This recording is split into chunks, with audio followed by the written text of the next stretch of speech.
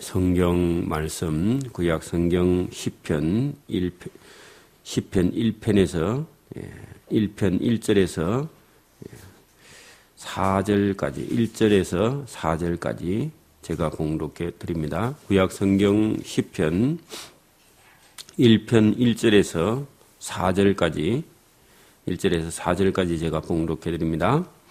복 있는 사람은 악인의 꾀를 쫓지 아니하며 죄인의 길에 서지 아니하며 오만한 자의 자리에 앉지 아니하고 오직 여호와의 율법을 즐거워하여 그 율법을 주야로 묵상하는 자로다. 저는 시냇가에 심은 나무가 시절을 쫓아 가시를 맺으며 그 잎사귀가 마르지 아니한 같으니 그 행사가 다 형통하리로다. 악인은 그렇지 않으며 오직 바람에 나는 개와 같도다. 아멘. 이 시편은 기록한 연대만 해도 1000년 이상이 소요돼서 완성된 그런 시편으로 그 바벨론 시대 때는 이 시편을 통해서 곡을 붙여서 노래했던 그런 내용인데 이 시편의 내용은 전체 다 인간의 어떤 감정이 아니라 하나님과의 관계를 시편 내용으로 기록하고 있는 걸 볼 수 있는데 우리 민족은 하나님을 잘 모르기 때문에 전체 다 시라는 것이 대체적으로 자연을 노래하는 그런 서정시 같은 거고 또 아니면 민족이 어려울 때 민족적인 그런 시를 써서 일본 사람들은 이해가 잘 안 되는 우리나라 민족의 어떤 독립을 독려하는 그런 내용들의 시를 적어서 그게 또 발각되면 또 핍박을 당하고 고난을 당하고 그런 시가 있는데 하나님을 아는 그런 민족의 시는 전체 다 하나님과 관계되는 믿음과 신앙과 관계되는 그런 시편이죠. 오늘도 우리가 신앙이 있는 사람은 하나님과의 관계가 1번이기 때문에 시를 적어도 하나님과 관계에 있는 그런 시를 적지 세상에 있는 그런 것도 물론 아름답고 귀하고 그렇지만은 하나님보다 더 귀하고 아름다운 것이 없다. 그래서 한 민족이 하나님을 아는 것과 모르는 것은 그들의 삶의 뒤에 남아있는 걸 보면 알 수 있죠. 이 시편이라는 것은 하나님을 아는 이스라엘 민족들이 하나님과의 관계를 통해서 하나님을 노래하고 또 하나님께 감사하고 하나님께 기도하고 하나님을 찬송하는 그런 내용으로 되어 있기 때문에 오늘도 우리가 믿음을 가지고 있는 사람들은 그렇죠. 어려우면 하나님께 기도하고 즐거우면 찬송하고 찬송이 시편으로 나타난 거죠. 어찌 보면. 그래서 여기 지금 본문에도 가만히 보면 짧은 구절 속에 하나님을 찬양하는 또 하나님을 인정하고 하나님을 받아들이는 그런 내용들이 이 시편에 기록되어 있는데 자, 사람이 세상에 복이 많이 있다 해도 하나님을 알지 못하는 사람은 복이 없는 겁니다. 아무리 잘 살아도. 그래 보세요.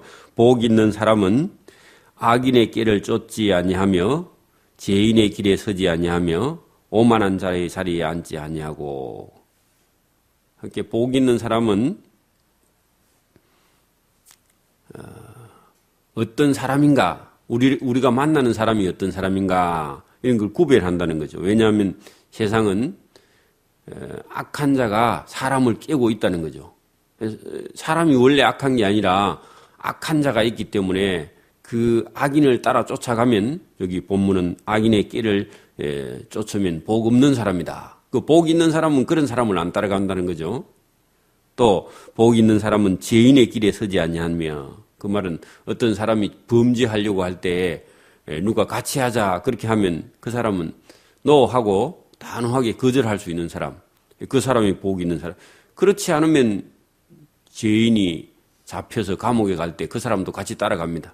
그래서 오늘도 우리가 교도소 가보면 자기는 실제로 범죄하지 않았는데 그 범죄에 같이 동참했다가 감옥에 가서 5년, 10년 이렇게 같이 자기 인생을 버리는 사람이 있는데 그런 사람들은 죄인의 길에 섰기 때문에 감옥에 가서 하는 거죠. 지금도 제가 이렇게 면회를 가서 물어보니까 이 한겨울에 불을 안 내준답니다. 감옥에는. 뼈 마디가 다 녹는데 겨울이 제일 힘들답니다. 그래서 이런 혹독한 겨울에도 불을 넣지 않는 방에 가서 자야 되는 거. 그게 밤이 제일 두렵습니다.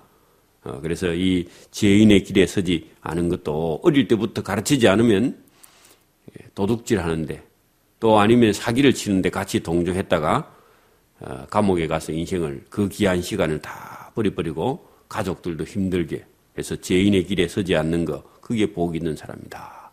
범죄하는 일에 참여하지 않는 거 그게 복 있는 사람이고 또 복 있는 사람은 오만한 자의 자리에 앉지 아니한다. 우리 역사에도 보면은 그 제5공화국이 탄생할 때 그 보안사 앞에서 여러 명이 그 같이 사진을 한번 탁 찍은 그런 사진이 유명한 사진이 있습니다. 그 유명한 사진에 자기가 그때는 그게 뭐 어떤 일을 할지도 모르고 거기 같이 사진을 탁 찍었는데 그게 역사에 길이 남아가지고 그때 당시에 하나회 조직을 해가지고 하나회 전체 회원들이 군인들이 거기서 사진을 찍었는데 거기 있는 사람 전체가 5공화국이죠. 5공화국을 탄생시킨 주역들인데 역사에 길이 성공한 쿠데타 했지만 역사의 심판을 받는 걸 볼 수 있는데 그때 그 자리에 앉았던 사람들은 전체 다 역적이죠. 죄인입니다. 죄인. 그래서 오만한 자의 자리에 우리가 아무 때나 가가지고 그런 데 앉지 않는 거죠. 그래서 사람이 어떤 사람을 만나느냐. 악한 자, 또 죄인의 길, 오만한 자리에 그게 피하는 겁니다. 사람이 거칠고 교만하고 악한 그런 사람들하고 함께 다니지 않는 겁니다. 공짜로 밥 사주고 그래도 그런 자리에 가는 게 아니죠. 그 보안사 앞에서 찍은 그 사진이 거기 찍은 사람들은 다 알죠. 대체적으로 5공화국을 만든 사람들인데 그 사람들이 역사의 길이 악한 자가 되어서 또 실제로 악한 일도 했고요. 그런 사람들하고 함께 해버리면 자기가 평생 그 오명을 지울 수가 없다.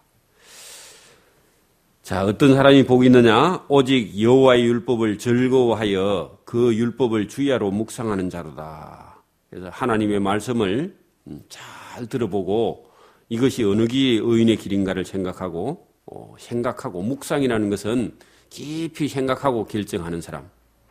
그리고 한번 자기가 또 옳은 길이다 그렇게 판단하면 그 길을 끝까지 달려가는 사람, 변하지 않는 사람. 오직 여호와의 율법을 즐거워하여 그 율법을 주야로 묵상하면서 선악을 분별하는 사람. 어떤 사람이 악인이 나를 깨는가 하고 생각해 보는 겁니다. 그런 사람이 복이 있는 사람이고 또 그런 사람은 시냇가에 심은 나무가 시절을 쫓아 과실을 맺으면 그 잎사귀가 마르지 아니한 같으니 그 행사가 다 형통하리로다.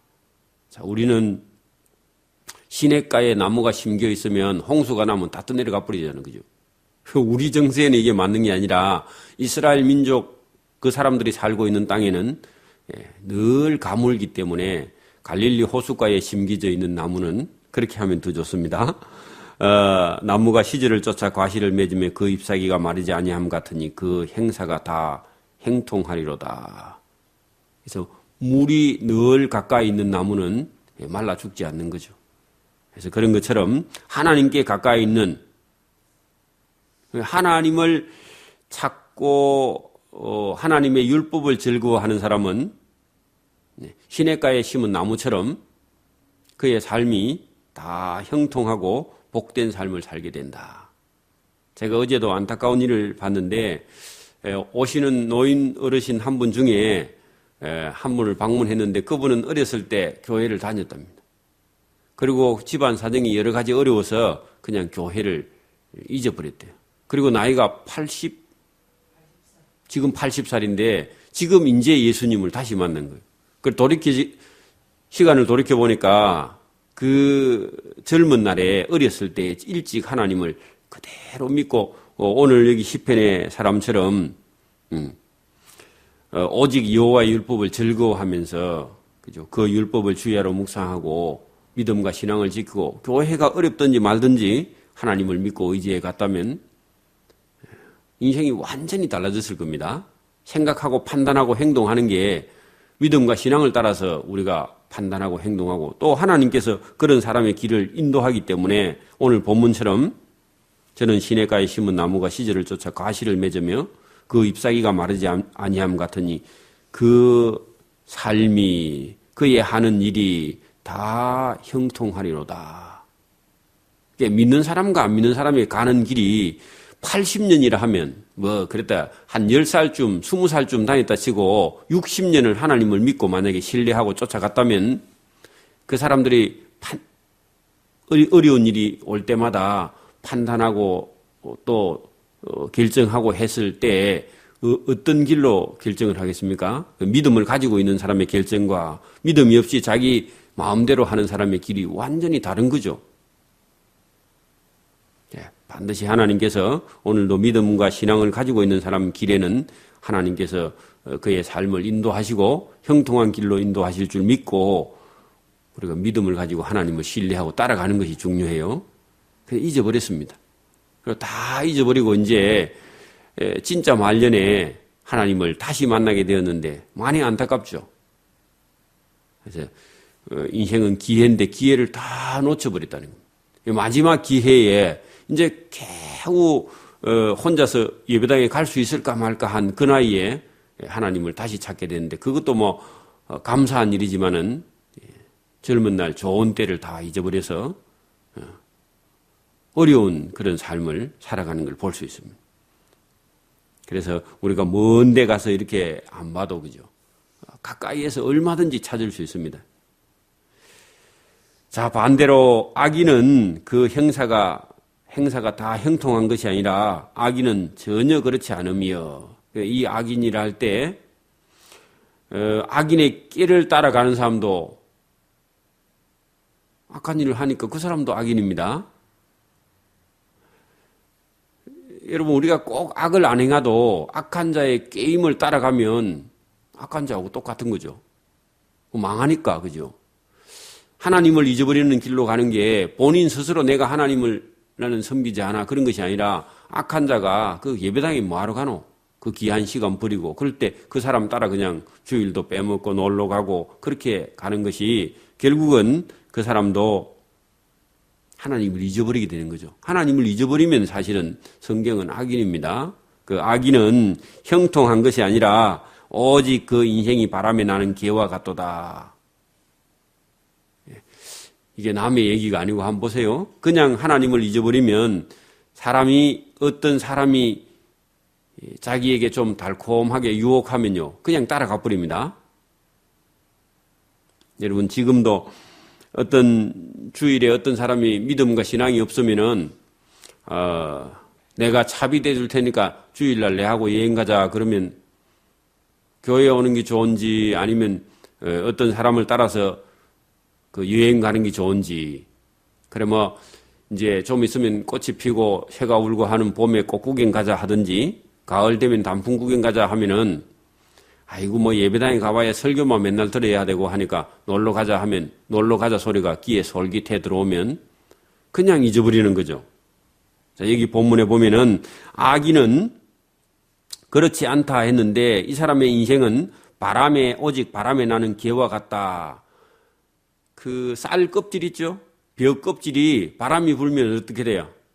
이리 불면 이리 불려가고 저리 불면 저리 불려가죠. 그러면 악인은 어떻다고요? 어떤 사람이 봄에 꽃 구경 가자 하면 따라가고 가을에 단풍 구경 가자 하면 따라가고 결혼식 있으면 결혼식 가자 하면 주일날 따라가고 어떤 사람이 이익을 준다 하면 거기 그냥 쫓아가는 그런 인생이 돼서 하나님을 잊어버린다. 꼭 같습니다. 지금도. 인생의 방향이 없어요. 하나님께 안 정해져 있어서. 그래서 이런 사람들은 결국은 그 악인의 꾀를 따라서 이익을 따라서 인생을 살다 보면 다 망하는데 그 본문 5절에 보세요. 자, 그러므로 악인이 하나님의 심판을 견디지 못하며 죄인이 의인의 해중에 들지 못하리로다. 그래, 의인의 해중 거기다가요. 교회 하나님을 믿는 무리 그죠? 교회는 예수 그리스도를 믿고 따르는 무리, 그 회중에 의인의 회중, 회중이란 말이 오늘도 믿는 사람의 무리, 교회, 성도, 이게 의인의 회중입니다. 의인의 회중에 들지 못하리로다. 구원에 들지 못한다. 그런 얘기죠. 인생을 자기 하고 싶은 대로 따라가는 그런 사람들은 하늘에 참여하지 못한다. 그런 뜻이기도 합니다. 대저 의인의 길은 여호와께서 인정하시나 악인의 길은 망하리로다. 이 시편 1편이 그냥 짧은 구절 속에서 그죠. 인생을 어떻게 살아야 되느냐. 그 의인의 길을 따를 것이냐, 죄인의 길을 따라갈 것이냐 하고 묻습니다. 그러면 우리 속에서 어떻게 해야 됩니까? 오늘 시편 1편을 딱 읽으면 이게 힘든 길이라도 어려운 길이라도 우리가 의인의 길을 따라가야 되겠다. 여호와의 율법을 즐거워하면서 주야로 묵상하는 그런 인생을, 또 시냇가에 심은 나무가 시절을 쫓아 가시를 맺는 것처럼 그의 삶이 풍성하고 그의 삶이 다 형통한 길로 나아가는 것이 복이다. 그런 말씀으로 우리에게 말씀을 주고 있습니다. 그래서 오늘도 우리가 성경을 탁 펴서 읽으면 이런 말씀들이 우리 영혼 속에 들어오면 우리 영혼이 깨끗해져요. 우리가 어떤 이익이나 어떤 이해관계 속에 있다가도 이 하나님의 말씀을 듣고 우리가 따라가야 되겠다. 그런 사람이 형통하게 되겠다. 이런 결정을 우리 마음속에서 하게 됩니다. 자, 그것이 우리가 다분히 하나님께서 저와 여러분에게 성령으로 오늘도 말씀으로 우리 영혼을 깨우시고 이 말씀이 옳다. 그런 생각이 들면 우리 마음 깊은 곳에서 아멘 하고 이 말씀을 따라가야 되겠다.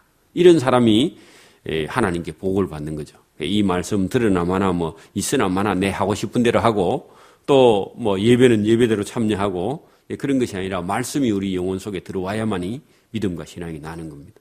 말씀이 중요한 거죠. 우리가 대체적으로 신앙이 하나님의 말씀을 받아들이느냐, 받아들이지 않느냐에 따라서 그의 삶이 달라지고 그의 모든 인생의 길이 달라지게 되는데 이게 참된 길은 오직 하나님 한 분밖에 없다. 자, 2장, 3장, 4장 이런 길에도 계속해서 하나님을 만난 사람들이 자기 신앙 간증처럼 하나님을 만나고 우리 인생을 보니까 우리 인생이 정말 하나님 안에 달려있다. 그리고 하나님을 만난 사람들은 세상 사람들이 비웃어도 그 세상 사람들을 비웃는데 우리 인생이 걸려있는 것이 아니라 우리를 해방하든지 말든지 우리는 하나님과 함께한다. 다윗도 그랬고 그죠. 다윗을 사실은 사울이라는 사람이 죽이려고 했고 그 아들들이 반역을 하고 일어났고 인생이 고달픈데 하나님이 함께 하니까 그의 모든 어려움이 신앙 간증으로 나타난 그런 삶을 우리가 3장 이후에는 기록해서 알 수 있는데 환난이나 시험이 클수록 그죠. 그 사람의 믿음도 커지는 것을 볼 수 있는데 어려워도 저와 여러분이 하나님을 믿고 의지해서 믿음과 신앙이 하나님 앞에 더 충만한 삶을 살기를 소원합니다. 아멘. 기도드립니다. 하나님 아버지 감사합니다. 이 새벽에도 우리에게 은혜를 주셔서 주의 말씀인 성경을 배우고 또 그것을 우리의 마음속에 새기고 또 믿음과 신앙을 다짐하는 그런 시간을 우리에게 주심을 감사하며 우리가 하나님을 만나고 하나님의 의를 본 의인의 길은 다 행통하며 또 그 길 끝에는 하나님이 함께 계신다는 사실을 우리가 믿고 의지하고 어떤 시험과 시련과 고통이 다가와도 그것을 참고 인내할 수 있는 힘이 우리에게 있음을 오늘도 성경을 통해서 알게 하시고 또 어려움이 우리에게 닥쳐올수록 하나님께 더 가까이 나아가서 하나님께 구하고 또 하나님의 도움을 받는 믿음과 신앙으로 나아갈 수 있도록 은혜와 은총을 베풀어 주시기를 이 새벽에도 원하옵고 감사오며 예수님 이름으로 기도드리옵나이다. 아멘. 하늘에 계신 우리 아버지의 이름이 거룩히 여김을 받으시오며 나라에 임하옵시오며 뜻이 하늘에서 이룬 것 같이 땅에서도 이루어지이다. 오늘날 우리에게 일용할 양식을 주옵시고 우리가 우리에게 죄 지은 자를 사하여 준 것 같이 우리 죄를 사하여 주옵시고 우리를 시험에 들게 하지 마옵시고 다만 악에서 구하옵소서. 대개 나라와 근시와 영광이 아버지께 영원히 싸움나이다. 아멘.